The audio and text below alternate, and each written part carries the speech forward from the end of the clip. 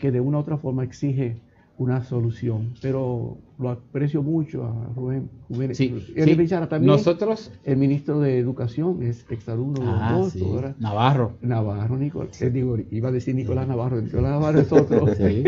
Navarro. A mí me sorprendió mucho el día Andrés Navarro. que visitamos a Rubén Jiménez Bichara. En su despacho tiene una foto de Don Bosco. Sí. Señor director, nos reportan por teléfono que en Facebook y en Twitter hay audio para que se corrija eso. Ni Facebook ni Twitter. Pero nos están viendo. Nos están viendo, Sí, nos están escuchando en llega, otra ¿no? línea. Y visitando a Bichara, me sorprendió mucho ver una foto de Don Bosco en su despacho. Y eso habla de lo agradecido que está por la intelectualidad y la educación que obtuvo. Y otro amigo salesiano es el padre Cornelio de la iglesia. Cornelio Santana. A él le agradecemos que nos facilitara su contacto para invitarlo al programa. Gracias. Hay muchas cosas de qué hablar. Por ejemplo, el tema aborto. Usted ha sido un ferviente defensor pro vida y queremos que nos explique en qué consiste su lucha en contra del aborto. Muchos entendemos por qué la vida se debe proteger desde la concepción de la madre, pero escucharlo a usted nos va a aclarar más esa situación sobre el por qué hay que prohibir el aborto en el país. Yo empecé a trabajar en esa, digamos, línea, yo creo que desde pequeñito, porque yo tuve una experiencia, yo la relato en un artículo que escribí. Yo tengo un artículo, una columna todos los miércoles en el Listín Diario. Escribí un artículo en el que presentaba esa experiencia que yo tuve a los 6 años. A los 6 años de edad, yo todavía vivía en Moca, porque yo nací en Moca y después nos trasladamos aquí a Santo Domingo. Mis papás emigraron hacia Santo Domingo y naturalmente la vida pues se cambió de una vida no digo un campo porque los mocanos se pondrían bravos conmigo. Y yo soy el primero que me pondría bravo a la ciudad, a un ambiente urbano. Entonces, a los 6 años, yo vivía no lejos de una clínica. Y de repente, una vez voy caminando por la calle cercana a mi casa y a la clínica, y veo que sale un perro corriendo. Digo, mire qué raro. Entonces veo que lleva algo en la boca. Y el perro siguió. Llegó un momento en el cual se tumbó y me dio tiempo para acercarme al perro, que definitivamente me pareció tan extraño. Y vi que tenía un feto en las fauces, en la boca. Me marcó tanto eso que yo dije, caramba, ¿qué es esto? Y después he venido con el tiempo madurando toda esa escena y sobre todo a nivel intelectual, comprendiendo lo que significa ese hecho que quizás fue fortuito, no puede decir que haya sido provocado, pero chocante y aquí, preocupante. Y aquí en nuestro país la provocación del aborto es pan nuestro de cada día, a pesar de que está prohibido. El artículo 317 del Código Penal prohíbe taxativamente el aborto y además lo persigue el aborto, a quienes producen el aborto. Entonces, después yo tuve 11 años fuera de aquí del país, estudiando, y a mi regreso, en cierto sentido me empujaron a través de intervenciones a manifestarme a favor de la vida y contra el aborto. Y yo creo que desde que yo regresé, que fue en el año 1975, he estado permanentemente trabajando en eso, es decir, luchando para que la vida se respete y para que el aborto naturalmente se considere como el asesinato, como el feminicidio, como cualquier otro infanticidio, cualquier tipo de crimen que está contemplado en el Código Penal. El Código Penal, que definitivamente es la orientación con respecto a lo que el Estado Dominicano debe de una u otra forma reconocer como bueno y válido o como negativo. A reconocerlo como negativo lo persigue. Todos los crímenes, delitos, etcétera, infracciones también.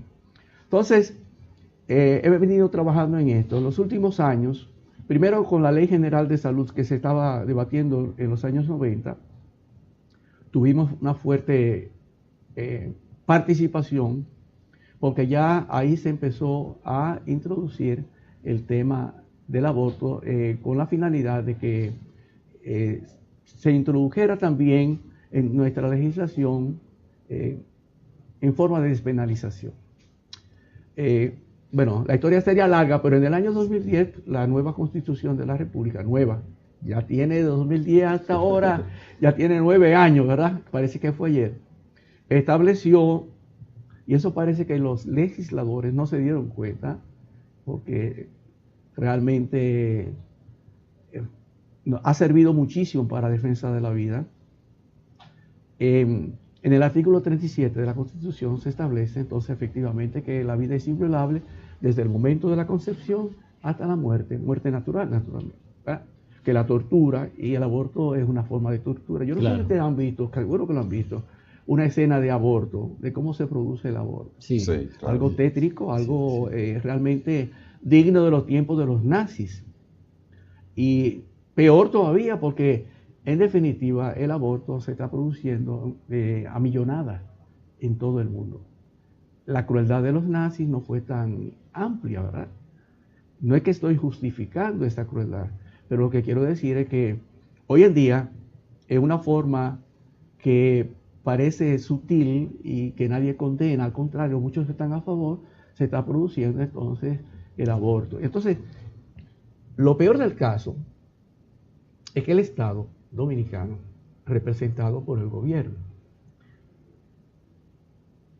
dominicano se ha alineado en ese sentido. Hay una petición de parte suya al presidente de la República en donde usted le solicita Ya yo me he desgañitado encarecidamente que le dé hacia atrás a las causales que él aprobó. Que él no solamente aprobó, sino que él, precisamente para que se introdujera el aborto, el Código Penal lo observó y lo mandó para atrás por 2 ocasiones. Lo mismo hizo también el presidente Leonel Fernández, pero el presidente Leonel Fernández fue mucho más como sutil, porque él colocó el tema del aborto, no dijo ni que él estaba a favor ni que estaba en contra, colocó varios temas que en cierto sentido estaban en discusión con respecto al Código Penal que se está discutiendo desde hace más de 20 años en el país. Entonces, al menos no fue directamente al grano, no sabemos lo que piensa porque no lo ha dicho todavía tampoco el Leonel Fernández, pero Danilo Medina se ha puesto en la fila de quienes defienden el aborto en una forma entrañable, visceral, hasta cierto punto, ¿verdad? Y por eso entonces ha observado 2 veces el Código Penal, aprobado tanto en la Cámara de Diputados como en el Senado. Una de las veces, ahí tenemos una imagen de como mire, es un bisturí. Esto es para descuartizar a la criatura que está. Oye, pero tenemos unos técnicos aquí, unos tremendos. Pacheco está haciendo un excelente trabajo en la dirección de este canal. O si no le echan sal. En el aire a Pacheco, nuestro director en estos momentos. Yo quisiera después tener esta. Y Alexis en las cámaras, que también hace un excelente trabajo. Me supongo que están grabando también esto. Sí, claro. Eso sale en vivo. Si no fuera por el tema, lo disparate que yo estoy diciendo, ¿verdad? No, si no fuera por el tema tan para importante. Nada. La cuestión fue que en 2014, por ejemplo, el señor presidente de la República observó el código. Y el código entonces volvió a la Cámara de Diputados, que había sido la última Cámara que había conocido del mismo. En una componenda, muy lastimosa realmente. La gente todavía no ha calibrado esa componenda entre el actual alcalde de Santiago, que era el presidente de la Cámara, de Diputados, Abel Martínez. Sometieron de una forma fraudulenta las observaciones del presidente de la República para que fuese aprobado el aborto. ¿Por qué fraudulenta? Porque la Constitución de la República es bien clara cuando en el artículo 102 establece que cualquier tipo de, digamos, observación que hace el presidente de la República tiene que ser conocido por la Cámara de la cual procedió esa pieza legal y que después tiene que pasar naturalmente a la otra Cámara. En este caso debía haber pasado al Senado de la República. Se conoció, se mandó, se promulgó como si nada hubiera pasado y hubo que recurrir al Tribunal Constitucional